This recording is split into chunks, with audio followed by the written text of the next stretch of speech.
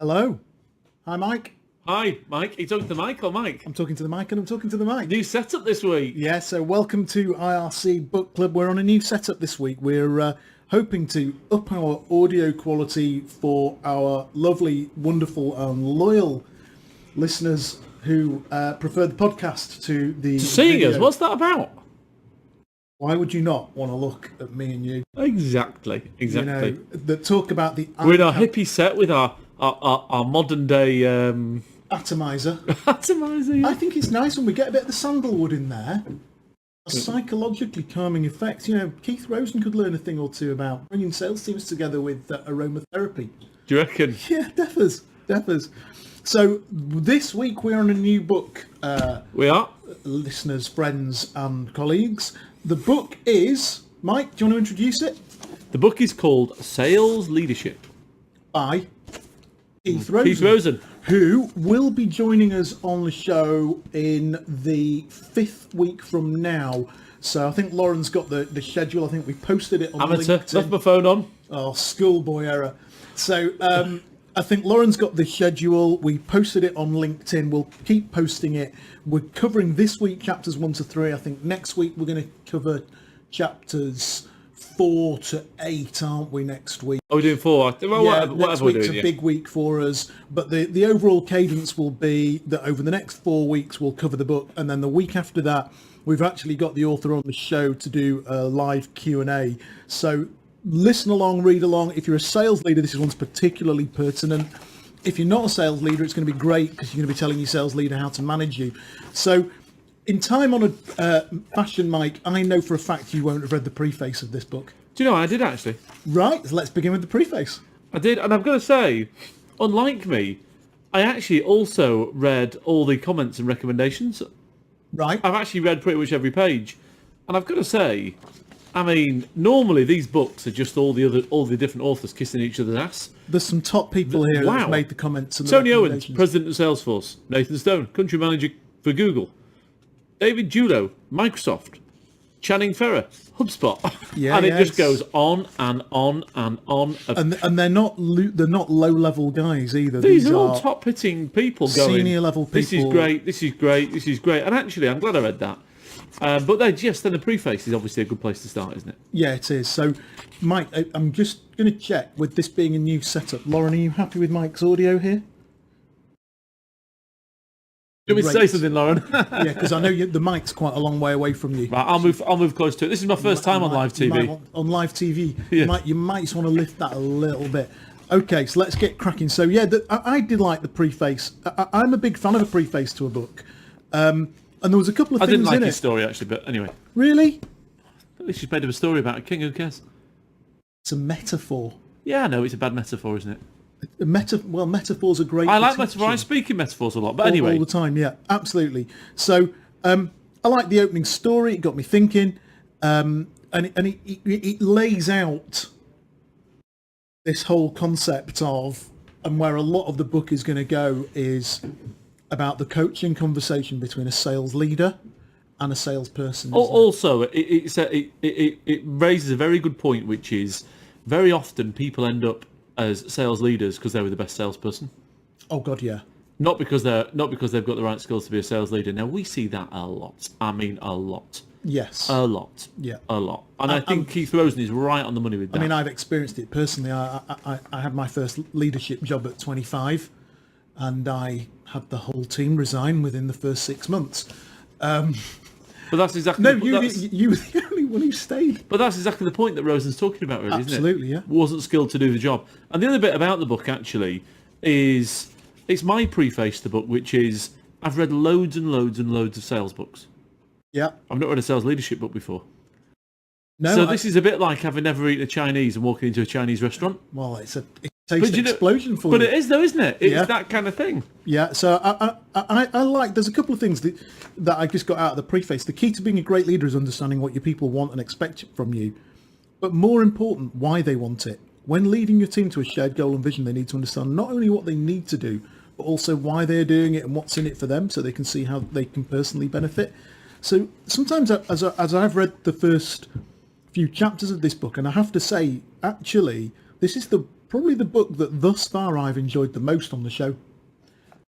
There's a lot of comments in it that are very obvious, and maybe I'm enjoying it a lot because I've been through the mill and back again as a sales manager in my career, and it's sort of hit a couple of quite raw nerves. Actually, I've got to tell you, 5 pages in, I was already thinking this is a must-read book. Yes. For anybody, because let's get it Anybody right. that's thinking of... Well, I would read it if you were a sales guy. That's what I mean. I'd read it sales guy or sales manager. Because actually then you read it as a sales guy and you think, actually, have I got what it takes to be a sales manager? Is that me? Not have I got what it takes, but is that me?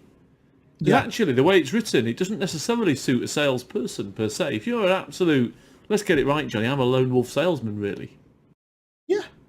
And I read this book thinking, I'm not going to manage salespeople.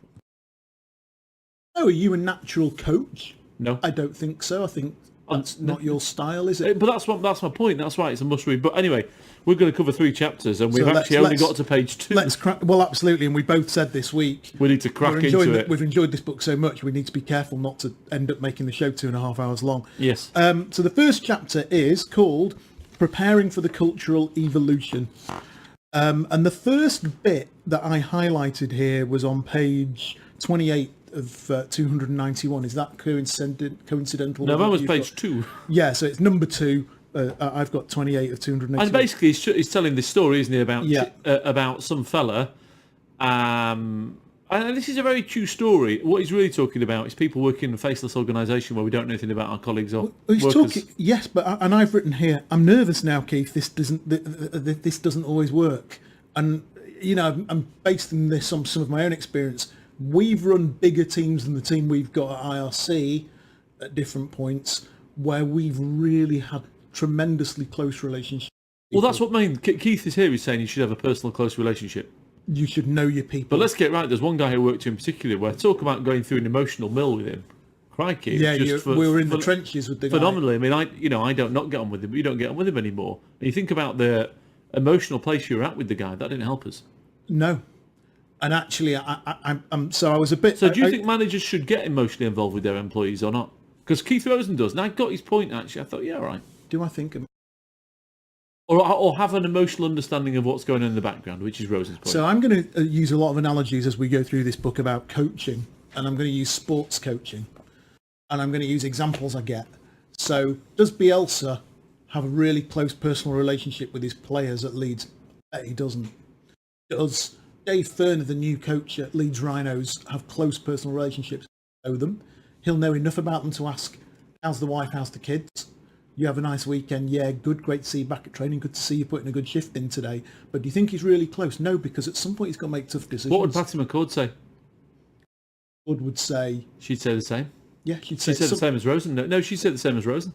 I don't know. I think she would. Say you need to know intrinsically what their skill set is. What would Drucker say? And what drives them. Drucker would say you need to know what their skills are and what motivates. Yeah, Drucker wouldn't care less, would he? No, you'd have Politely to know to Drucker, you have to know what the names of their kids are, skill sets are, and what motivates them. And have they got the skills to do that job? Whereas Rosen isn't saying that. No. And actually, I think the best coaches often don't know that much about you. They're not that close to you because they're not afraid to say the things that sometimes said. Now, Keith Rosen's going to say, but it's not about what you say, it's about the conversations and the questions you ask of the sales guy anyway. Yes. But at some point in any sales leadership conversation, you'll say some hard stuff. Sometimes you'll say no. Yeah. Anyway. Can I go with that deal? No, you can't. I know, listen, we need to keep on track here. Let's keep on it. The next thing I looked at was when companies and personal values clash. Now, I've got to tell you, this isn't a sales show for inward revenue, but it's a sales show for inward revenue.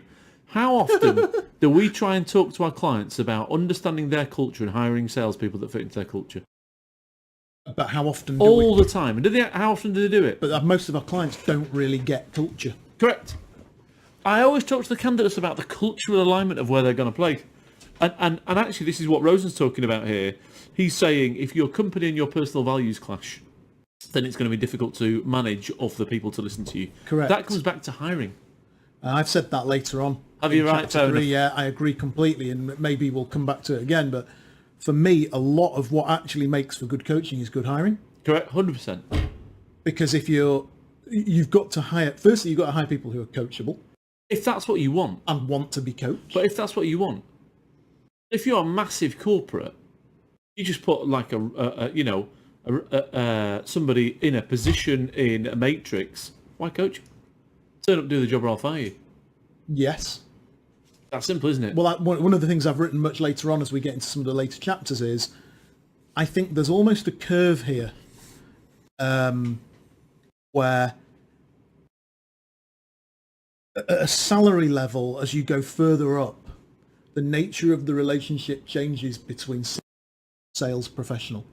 I hope one of the people I'm working with at the minute is actually listening to this, because he was talking about the value that the company give him.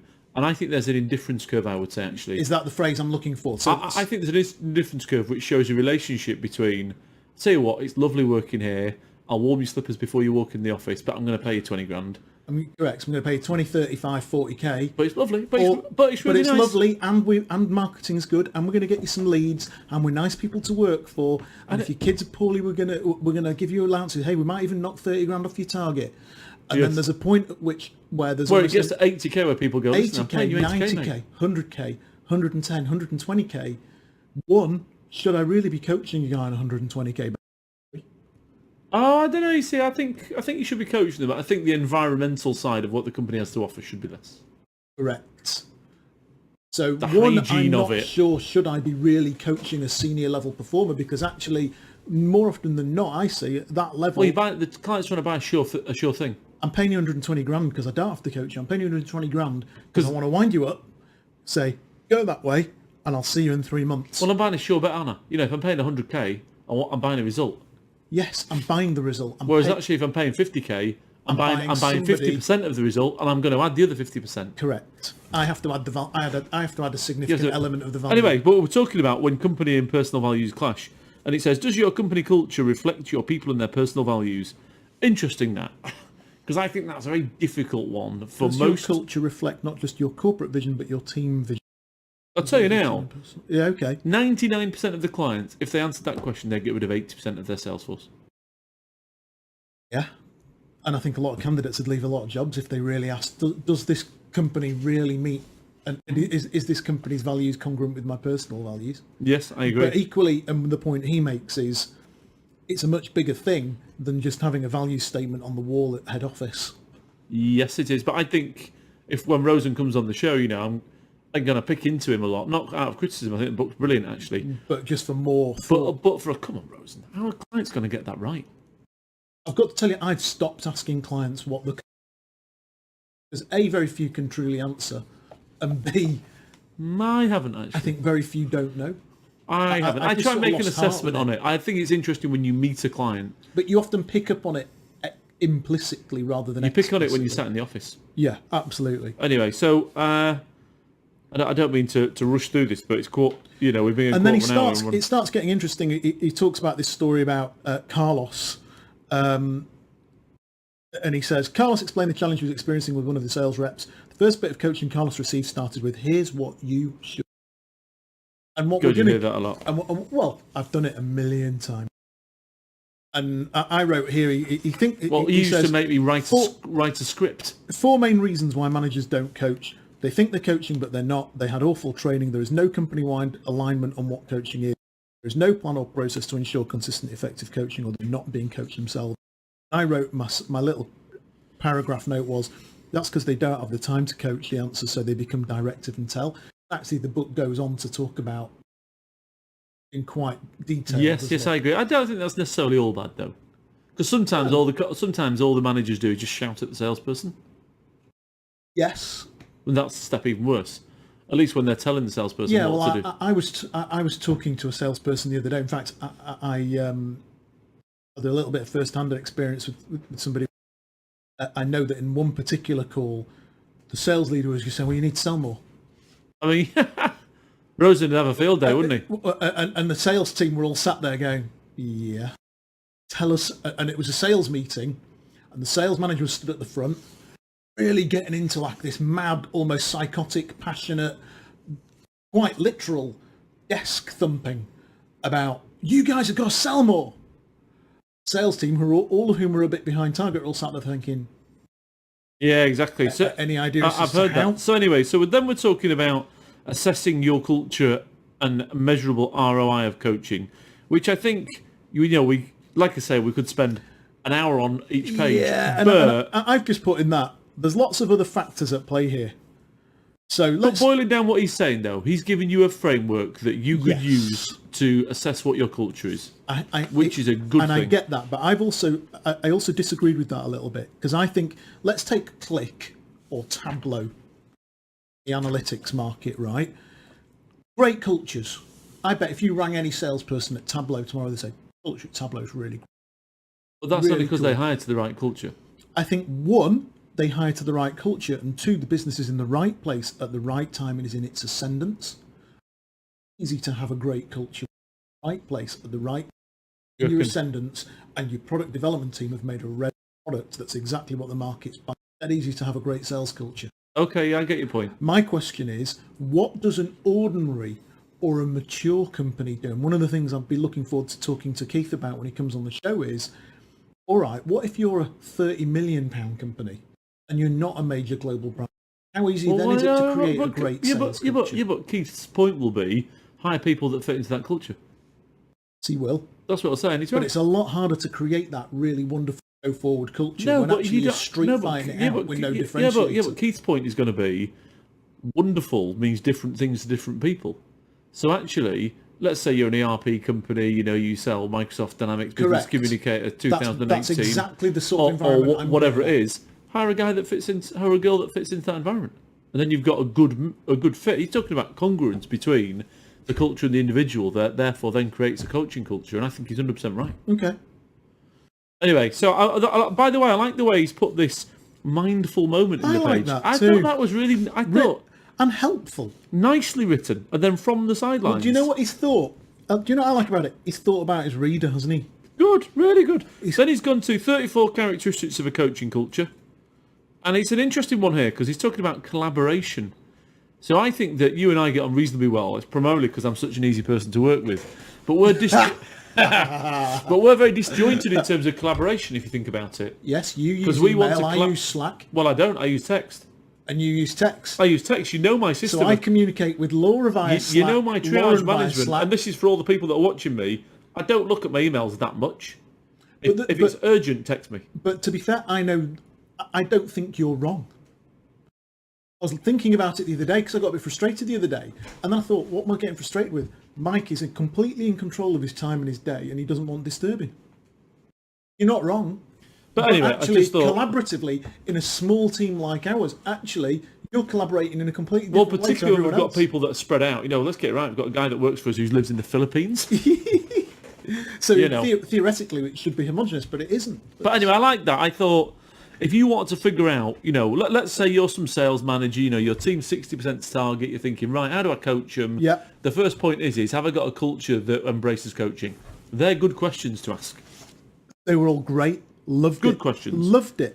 And then at the 7 pillars to achieve cultural excellence. Really great questions.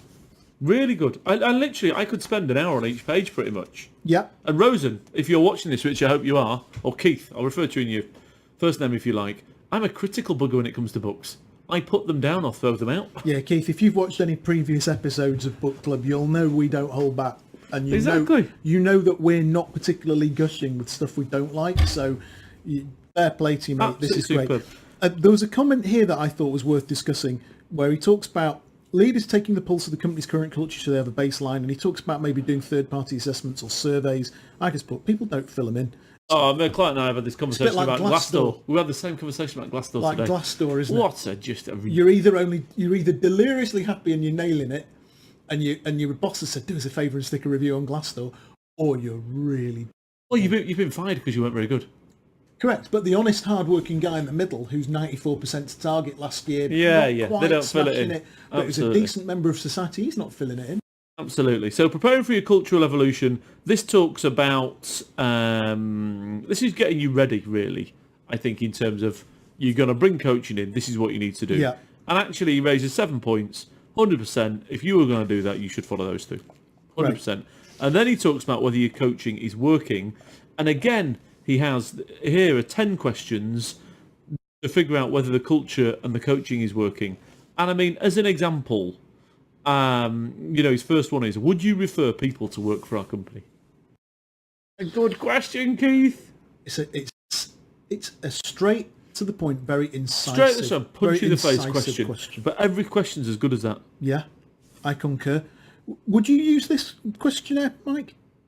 What do you use questionnaire? Maybe. My nervousness is that people wouldn't be honest. That's my nervousness. So I don't know. Maybe it's a cynicism. So I don't know if Laura Krippner's watching this. Probably not. But if she is, because she doesn't work now. But let's say she was. I've been through something today. I said, "Come on, Krippner, we need your honest feedback." And she's a very bright, intelligent woman. Yeah, top girl. Is she gonna give us her honest feedback? Really? Nervous of that, aren't they? Particularly. You've got a teenage daughter. She walks downstairs and says, "Dad, what do I think?" You're thinking. Correct. Whereas actually, you don't say that to her. It's fabulous. Or to your wife, or whatever. Yeah. You look great. Absolutely. And people don't fill in these forms. They don't fill in these surveys. I know of one company that I know of where they sent out a company-wide staff employment satisfaction survey and literally nobody returned it. I can believe it. And then what we're talking about is... Then he goes on to subculture, doesn't he, which I thought was very useful. Are you past the coaching culture questionnaire? Yes. So the coaching questionnaire is 19. long. There's no point going through it, but No. I mean, there's a lot of stuff in it, and absolutely, he's absolutely right. And then he talks about subculture, and he talks about subculture because he says, if you're a big company, getting one culture across the whole company is going to be a right pain in the ass. So why don't you create a subculture, a subset of those people? And remember which when I we think were at he's EMIS? 100% right. Remember when we were at EMIS? Slightly different, that, isn't it? No, we had a subculture. Yes, it wasn't congruent with theirs, which is why we had to sit on our own. So much so that we ended up moving into our own building and creating our own little sales. Well, I sat in a room that was formerly a toilet. There was a bath in it. Yeah. Yeah, absolutely, because people complained about us being on the phone. I know, in the sales office. So my favourite line of the book is, it is the responsibility of every manager to insulate their people from the pressure. The pressure umbrella. I immediately remembered the umbrella of shit. Yeah. And A lot of people do that. Somebody once told me it is your job to hold the umbrella over your team. Absolutely. And then he talks, I don't know if you read this, I don't know what page you're on, something I thought was a great question from the sidelines. This is Keith is on the sidelines, you're the 22. manager. Keith says, what can I do today to make my people more valuable than they were yesterday? I agree. I thought That's it was really a good mindset, that. It's a good mindset. Absolutely. When you wake up, the first question you ask yourself before starting, what can I do to achieve my business objective? Yeah, I could get stuck into that a little bit, but I'm not going to because I'm conscious of time today. And then he says, stop selling, start coaching. Your customers have evolved, so many to your salespeople. That's why top salespeople are great coaches. Instead of training salespeople with outdated techniques your competitors use, you must transform your salespeople into consultative sales coaches who coach customers to succeed. And I like this. And I didn't like that. Well, I put it's a bit idealistic. I think it's a bit idealistic. I think the whole process with Rosen's book, the bit that I've read, is about asking people questions to get them to realise the answer themselves, like touch of psychology. Okay, and then we're into chapter 2. Love this. You know what I put on this? He should have started at page 46. Because actually, what I do really like about this is basically what Rosen has done here is created a model. What Keith has done here, what Rosen has done here is created a model that you can follow. And I love a model. But it's, can I just say, it's really followable. Yeah. Actually. I think you'd sit there with your book, but then I think after a year... Because I'm still trying to work out the Sandler sales submarine. But this I understood straight away. Now, actually, there's two sides to it. There's one which is... Two versions, sorry. There's one which is the long version, one which is the short version. He should have started, in my opinion, with the short version, and then said, oh, there's a longer version. Because when you read the longer version, I mean, it's absolutely excellent, and you can write notes on every page. Yeah. But then actually, the shorter version... But for our listeners, I'm on 28 here. For our listeners, the overall gist is good coaching is all about asking questions, not telling the salesperson what to do. But there's a lot of leading in it. Correct. It's about using the questions to get the salesperson to come up with the answer. Because that's what he calls it, leads, doesn't he? Fabulous. I love it. Love the acronym.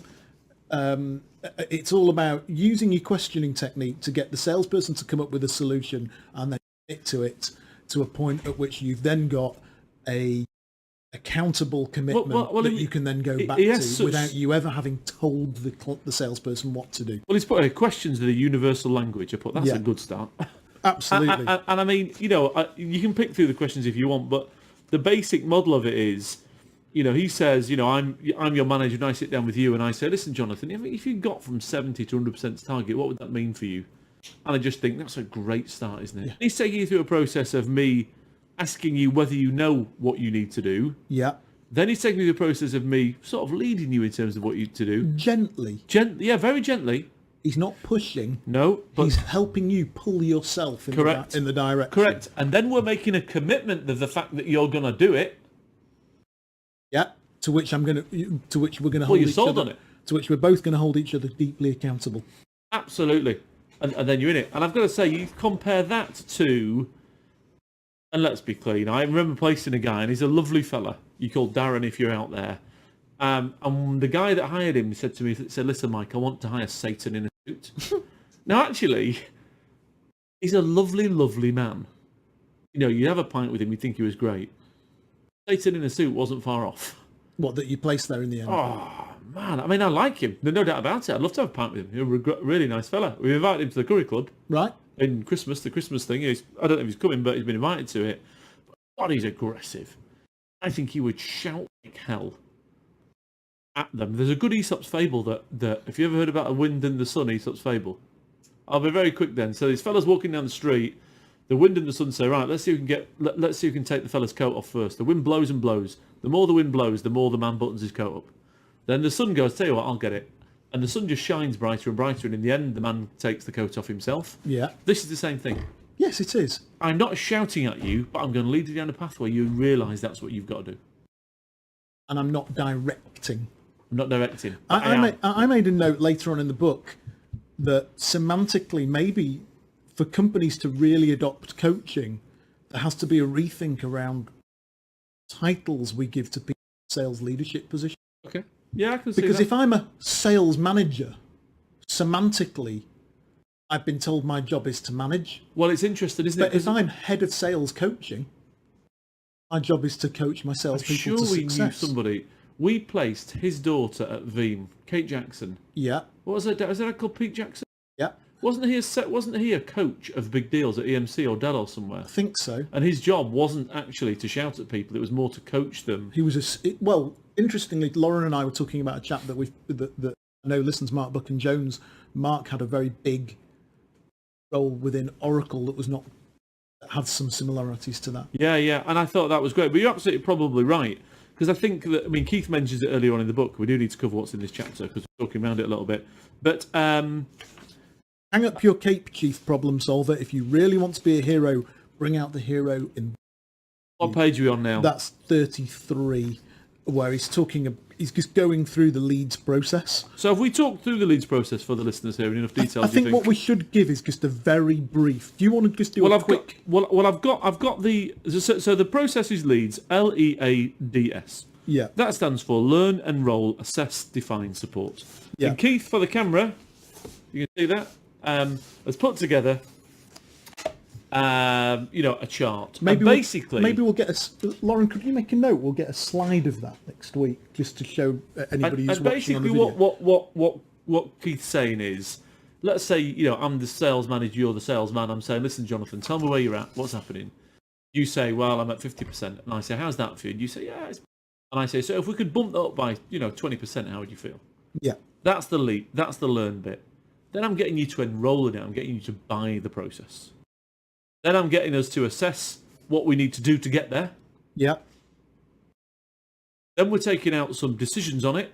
Yeah. And then I'm going to offer you support to fulfill on the decisions. Yeah. What we're also there's the define bit where you're uncovering why, aren't you? Yeah. Confirm what was assessed to ensure alignment and understanding the gap. Seek to understand their point of view. Identify and define the root cause. And then what comes out of the define bit, and this is the key bit, is to identify the core coaching moment that unlocks and encourages the new way of thinking, doing. Brilliant. Yeah. And in the book itself, he then has got just question after question after question for each one of them.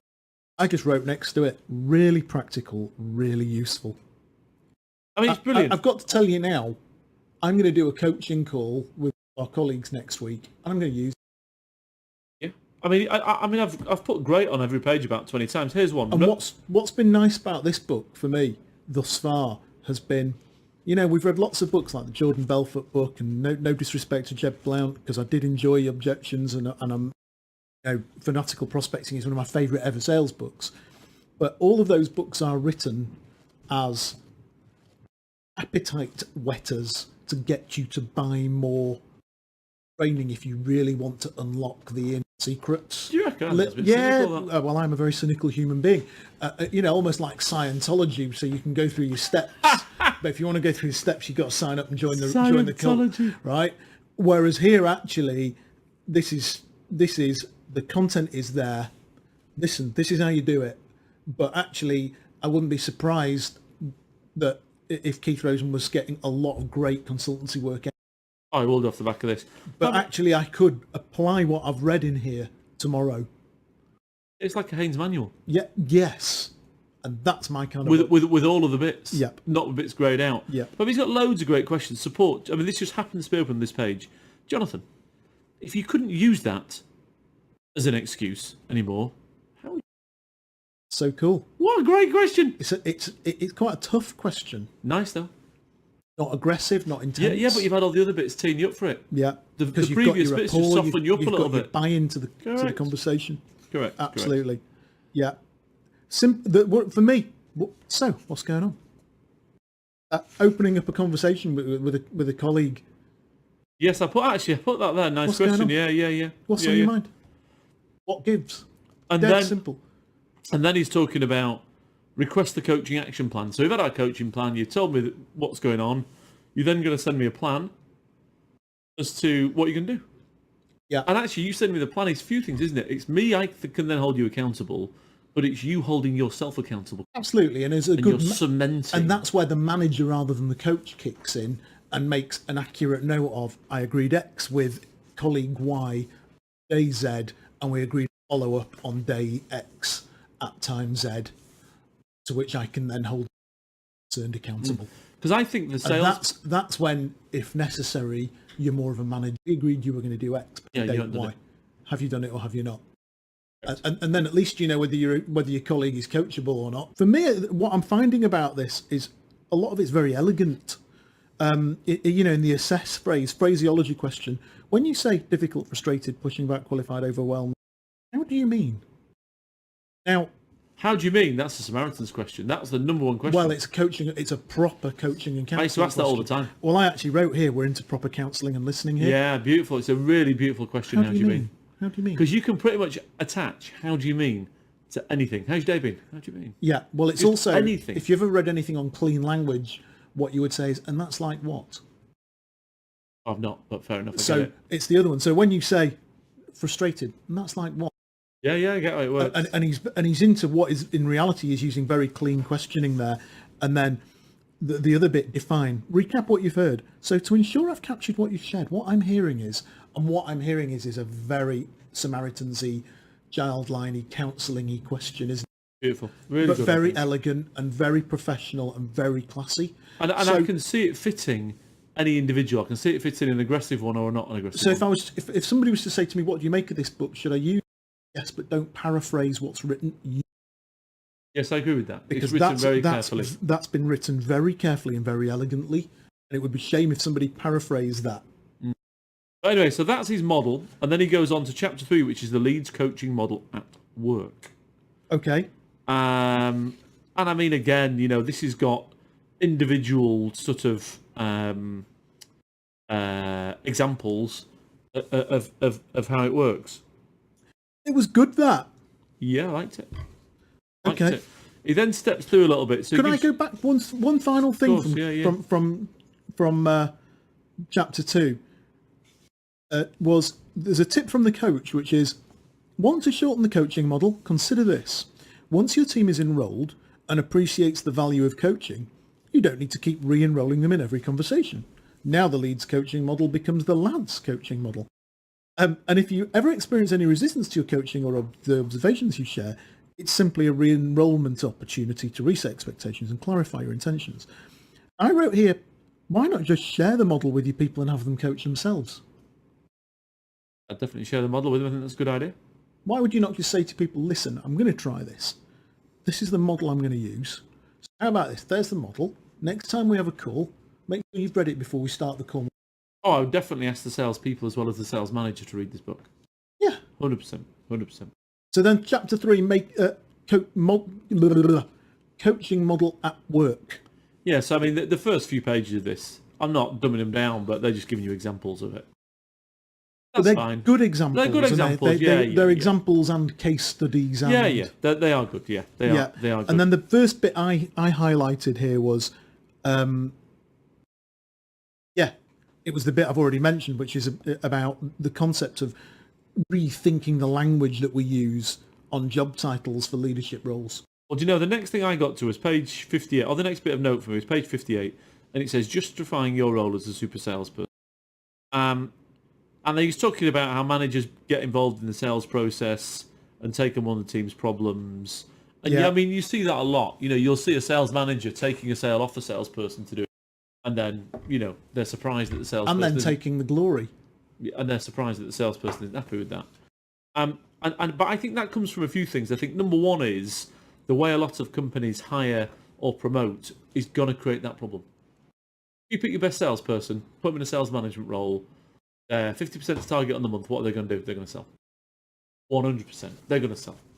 Or they haven't hired correctly, they're going to sell. If you put Gareth Bale on the touchline, said, you're in charge now, Gareth. Your player manager. Your player manager, and the team's 2-1 down 80 minutes. in El Clasico with 10 minutes left to play. Do you think Gareth Bale's going to sit there saying, listen, lads, I've got a great idea? Or do you think he's going to warm up and get on the paddock? Well, he's going to warm up and get on the paddock, but do you know what? When they get to that same problem again, can't keep getting in. Correct. And at some point, he's going to get too old to play.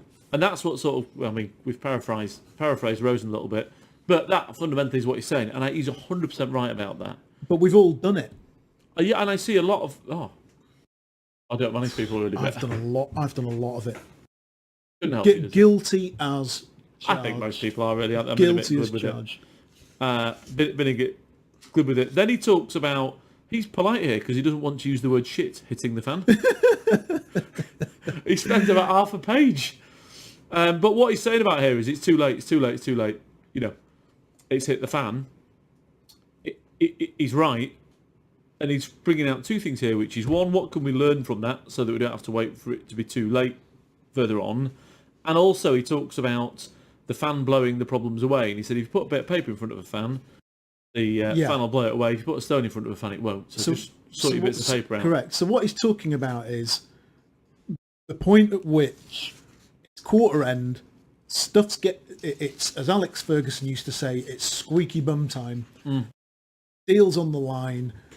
Pressure's coming in from head office, the city, God knows where, and all of a sudden, actually, the shit's hitting the fan and it's tense and it's stressful, and the impact that has coaching to an extent, and the importance of actually holding your nerve, telling. Yeah. Now, I actually wrote here,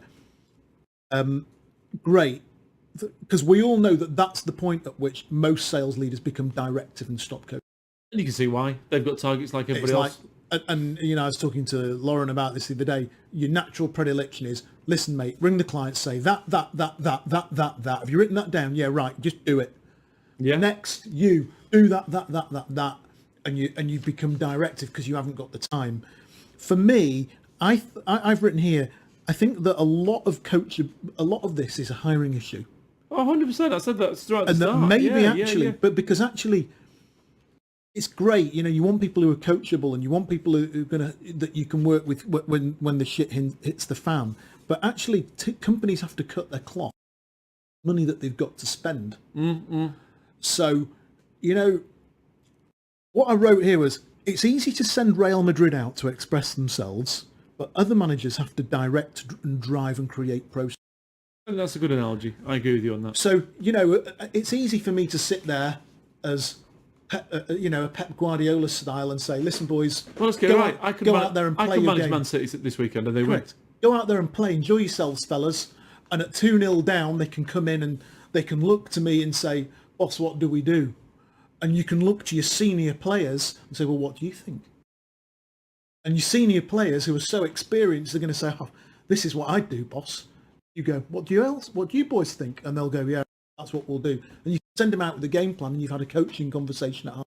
Yeah. 100%. But if you've got a team that you've got to cut your cloth, then actually... Well, look at what Ranieri did with Leicester. Correct. You play them to a structure and a process and a system. Because he had to do that. And actually, you're not interested in coaching, you're managing and you're telling. Play like that and you stick to that. Well, that was the point about Satan in the suit. They got somebody, and I'll tell you what, that team's been very successful and he's been a very good hire and he's still there. The client made a smart hire. He said, I want somebody to shout at people and tell them what to do. Yeah, and hold the structure. And guess what? They've been really successful. But they got the hiring right. Absolutely. And they're never going to play beautiful football and they're never going to be 150% target like that. And I do accede that... Oh, Rick Rosen's way is the right way, but it's an ideology that you'll never have a team of hyper overachievers if you are completely directive and then you've turned them into automatons. But actually, not every client can be in a position to empower and coach and allow that freedom of thinking. Look at some of the clones that you meet. Yeah. You know, that are that way out. Anyway, that was all I was... I think we're pretty much at the end of chapter 3, really, with that. Coaching versus training is an interesting point. Training's what you do to get good at being a salesperson. Yes. Yeah, I thought that was really useful. Sales training is what you need to become a salesperson. Sales coaching is what you need to become a champion. And I liked that, and I think that is true. And that's very much, in many respects, congruent with what I've just said about I agree completely. Getting Real Madrid to play. Then he talks about role-playing, the back end. I wrote here, how many 100k guys are going to have the humility to role-play a deal? I think more and more, actually. Well, maybe that's why one of your big CPM vendors... it was one of my candidates actually had it was a role play. No two ways about it. It was a role play. What, an interview? Yeah. The candidate was fine with it. Yeah, well, you should be. So we've done 3 chapters. We've got through them very quickly. And actually, I have to say, I could quite happily have sat here for another 45. Just on the first chapter. On the first chapter. There's a lot to get into. So thus far, but overall, 26 episodes of Book Club, this is most highly recommended. But I'll tell you what I would summarise these first 3 chapters as is, number 1, have you got a culture that is suitable for coaching? And if not, how do you get one? Yeah. That's a good part. And there are some good thoughts as to Good thoughts. Number 2 is, I've got a process to help you coach your sales staff. Yeah. And number 3 is, here's what's wrong with the people you've got doing the job. They're the 3 chapters, really. And I think if you took those and then broadened them out, that's pretty much what that book's about. But it's good. Great. So next week we're going to do 4 chapters. We're going to do chapters 4. How many pages is that? Well, just thinking not only that, really. Not only that, but next week is a recorded episode. So we're doing it on Monday? And we're going to do it on Monday. It's all right because my daughter's at this boring taekwondo thing for 2 hours, so I'm going to sit there and read this book. So it's going to be chapters 4, 5, 6, and 7. A lot of pages, that. Is it? A lot. Over the weekend. I'm not so bothered about that. I'm more thinking that I feel that we've rushed today a little bit, actually. Yeah, okay. Maybe we need to discuss it on Monday. Our content has been rushed today. Yeah, we've piled through it a bit, haven't we? Okay. I'm not bothered necessarily about reading it. We'll be doing at least chapters 4, 5, and 6. We might throw in 7, depending on how we get on over the weekend. At that, Michael, big plans for the weekend other than watching kids do taekwondo? 4 to 8. That's a lot. That's 65. We've just done 64. And the letters are small. I know, yes. Much plan this weekend. Yeah, out with the boys tonight. Lucky you. That should be good. Yeah. And it's my daughter's 10th birthday. Happy birthday, honey. On Tuesday. So we've got a bit of a family thing this weekend. She's going to go mental next weekend. Lovely. Right. Crazy. Rock and roll. Super duper. Thank you very much, everybody. See you next week.